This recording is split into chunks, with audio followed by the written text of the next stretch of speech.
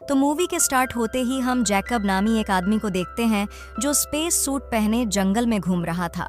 एकदम से जैकब की आंख खुलती है और हमें मालूम होता है कि अभी जो हमने देखा वह सिर्फ जैकब का ख्वाब था। असल में जैकब एक एस्ट्रोनॉट है और इस वक्त अपनी स्पेसशिप के अंदर है।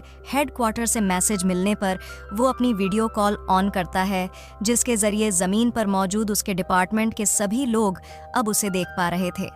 जैकब स्पेस की सोलो जर्नी पर था, यानी वो अकेला स्पेस में गया था और आज उसका 179वां दिन था, जिसकी वजह से सब उसे मुबारकबाद दे रहे थे।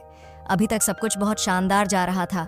उसका स्पेस मिशन था कि स्पेस में मोजो चोपड़ा क्लाउड की इन्वेस्टिगेशन करना, जो कि जुपिटर प्लैनेट के पीछे था। ये एक ऐसा एज डस्ट से बना हुआ बादल था जो बहुत ही रोशन नजर आता था। जैकब अपने डिपार्टमेंट में बताता है कि बस वह सिर्फ 1 हफ्ते बाद चोपड़ा क्लाउड के अंदर होगा और उसकी इन्वेस्टिगेशन करेगा। उसके बारे में सारी मालूमात है वो इस दुनिया में देगा। यहाँ जैकब ये कॉल डिस्कनेक्ट करता है। दूसरी तरफ जैकब की वाइफ उसके हेडक्वार्टर में कांटेक्ट करती है और न्यूरो स्पेस प्रोग्राम के लोगों को बताती है कि वह जैकब से अलहदा हो रही है। वह जैकब के साथ नहीं रहना चाहती क्योंकि मुश्किल वक्त में जैकब उसके साथ नहीं था।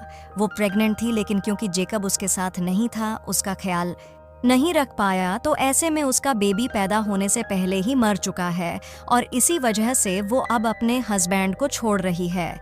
न्यूरो स्पेस प्रोग्राम वाले की खबर जैकब को नहीं देते क्योंकि वो अर्थ से बहुत दूर एक बहुत अहम मिशन पर था और यह खबर उसकी दिमागी हालत खराब कर सकती थी। अपनी स्पेसशिप में जैकब अभी सो रहा था कि अचानक उसकी आंख एक डरने ख्वाब से खुली, जिसमें उसने देखा कि उसके नाक, आंख, कान के अंदर कीड़े घुस रहे थे। वह जब उठा तो उसे पता चला कि उसका ख्वाब है। वो इन ख्वाबों से तंग आ चुका था, जो कैसे डरावने ख्वाब उसे पिछले कई दिन से आ रहे थे, और यह एक साइन था उसकी मेंटल हेल्थ के खराब होने का। होने के पीछे एक रीजन यह भी थी कि पिछले कई दिनों से उसकी वाइफ ने से बात करना छोड़ दी थी। वो स्पेस से जब भी अपनी वाइफ को कॉल करता, उसकी वाइफ कॉल नहीं उठाती थी और अब उसकी वाइफ ने उसे छोड़ने का फैसला कर दिया था। यह बात तो उसे मालूम ही नहीं। अब उसे उसके हेडक्वार्टर से कॉल आती है, जहां उसे बताया जा रहा था कि साउथ कोरिया की एक स्पेसशिप भी ऐसे ही किसी मिशन के लिए उस तक पहुंचने वाली होगी, लेकिन उसे अपना मिशन साउथ कोरिया के मिशन से पहले पूरा करना होगा। खैर, रात हो जाती है। जैकब दोबारा सो जाता है। इस मर्तबा उसकी आंख खुली स्पेसशिप में होने वाली हलचल से वो डर गया, क्योंकि आवाज बहुत ज्यादा तेज थी। वो जैसे ही अपने स्पेस स्काई चैम्बर खोलता है तो वहां एक स्पाइडर के जैसे दिखने वाला मॉन्स्टर एलियन था। जैकब बुरी तरह डर गया और जैकब ने ये चैम्बर बंद कर दिया। मजेदार की बात तो यह थी कि इस एलियन के अंदर टेलीकाइनेसिस की पावर थी, यानी वो किसी के भी दिमाग को पढ़ सकता था और अपनी बात किसी के भी दिमाग में डाल सकता था। इसी पावर का यूज करते हुए वो जैकब से कहता है, अरे परेशान मत हो, मैं तुम्हें कोई नुकसान नहीं पहुंचाऊंगा। लेकिन जैकब डरक वहां से चला जाता है, खुद अपना स्पेस सूट पहनता है और फिर कॉल करके अपने हेडक्वार्टर पे अपने स्पेसशिप के अंदर बॉयज गैस छोड़ने को कहता है, जिससे कि वो एलियन मर जाए। एक तरफ तो यह सब था, दूसरी तरफ उसे यह भी लग रहा था कि हो सकता है वो मॉन्स्टर अकली ना हो। उसकी दिमागी हालत ऐसी अजीब हो गई है, उसी की वजह से उसे लॉसेंशंस हो रही हों। जैसे ही यह बात उसके दिमाग में आई तो एस मास्टर ने उसे बताया कि मैं हकीकत हूँ और इस टाइम तुम्हारी स्पेसशिप के अंदर ही हूँ। ये सुनकर तो वो और भी ज्यादा डर गया और अपने ग्लास चैम्बर के अंदर जा छुपा। हेडक्वार्टर वाले अब तक पॉइजनस गैस पे रिलीज कर चुके थे, जिसके खत्म होने के बाद डरते हुए जैकब बाहर निकला और उसने उस चैम्बर का दरवाजा खोला जिसमें पहले वो स्पाइडर जैसा मॉन्स्टर था। अब बस यही उसके होश राने के लिए काफी था कि वो स्पाइडर अभी तक वहां जिंदा था। वो जैकब से कहता है, घबराओ नहीं, मैं तुम्हें कोई नुकसान नहीं पहुंचाऊंगा और ना ही मुझे तुम्हारे इस पॉइजन से कोई नुकसान पहुंचा है। अब जैकब उससे सवाल करता है, आखिर चाहते क्या हो तुम? जवाब में वो एलियन कहता है, मैं भी तुम्हारी तरह ही एक रिसर्चर हूँ और इस टाइम मैं तुम्हें जानना चाहता हूँ क्योंकि तुम मुझे बहुत ही अकेले लग रहे हो। यही वजह है कि मैं अपने आप को तुम तक आने से रोक नहीं पाया। उसकी ये सारी बातें सुनकर जैकब को और भी ज्यादा एंजाइटी हो रही थी, परेशानी हो रही थी, इसीलिए वो स्लीपिंग पिल्स लेकर सोने चला जाता है। अब जब जैकब सोकर उठा तो उसे अपनी वाइफ की बहुत सारी मेमोरीज दिखाई दे रही थी। जेकब इस मनस्टर से पूछता है, क्या तुम ये सब कर रहे हो? क्या तुम मुझे ये सब दिखा रहे हो? एलियन कहता है, हाँ, क्योंकि मैं तुम्हारी तन्हाई दूर करना चाहता हूँ। खैर, अब यहाँ पे यह मनस्टर एलियन जेकब से कहता है, क्या तुम्हारे पास अंडे होंगे? क्योंकि उसे जेकब के दिमाग से पता चला था कि अंडे बहुत ही मज़ेदार होते हैं। जेकब कहता है, इस मर्तबा मेरे पास अंडे तो नहीं, लेकिन हाँ, पीनट बटर है। वो एलियन को पीनट बटर टेस्ट करवाता है, जो एलियन को बहुत पसंद आया। अब जेकब से ही बात करते हुए एलियन को पता चल कि वो यहाँ पर चोपड़ा क्लाउड के बारे में इन्वेस्टिगेशन करने के लिए आया है एलियन, जिसे पहले ही उस क्लाउड के बारे में बहुत कुछ पता था। वो जेकब को बताता है कि ये क्लाउड तब से यहाँ है जब से ये गैलेक्सीज बनी थी। साथ ही उसने जेकब को इन क्लाउड्स के बारे में थोड़ी सी और इन्फॉर्मेशन भी दी।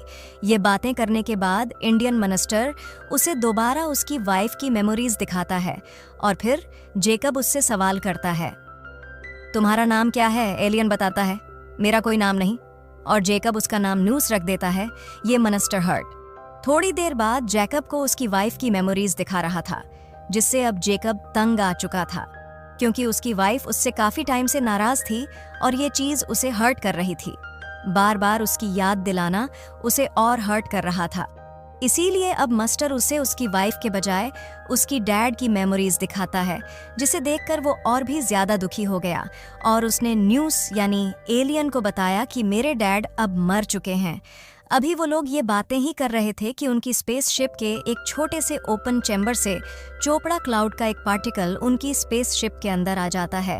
ये देखकर जेकब बहुत खुश हुआ और उसने इस पार्टिकल को पकड़ने की कोशिश की, पर एलियन ने उसे बताया कि इन पार्टिकल्स को पकड़ा नहीं जा सकता। इनकी बातों के दौरान जेकब का स्पेसशिप के ऊपर से तो ध्यान हट ही गया था और ऐसे में वो चोपड़ा क्लाउड तेजी से उनकी स्पेसशिप की तरफ आ रहा था।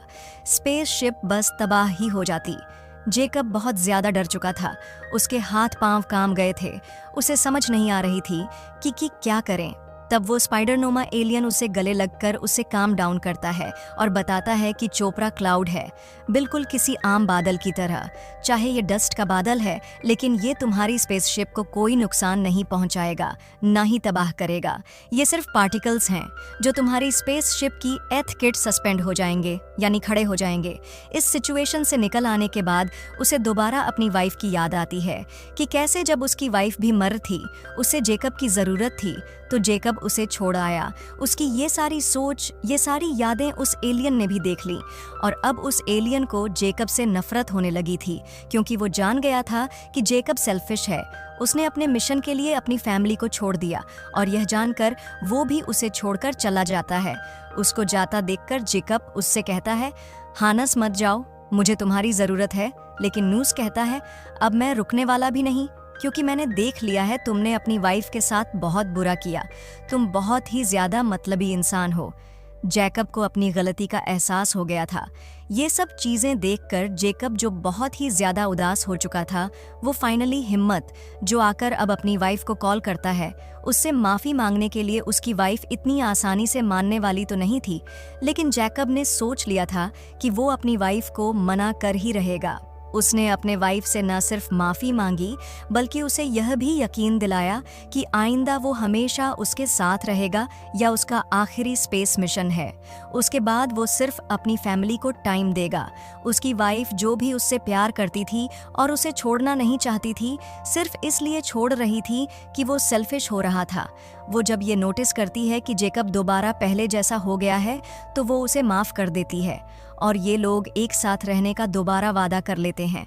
ये सुनकर वो एलियन भी दोबारा वापस आ जाता है और जेकब से कहता है कि तुमने ये बहुत अच्छा किया कि तुमने माफ़ी मांग ली और तुम्हें गलती का एहसास हो गया।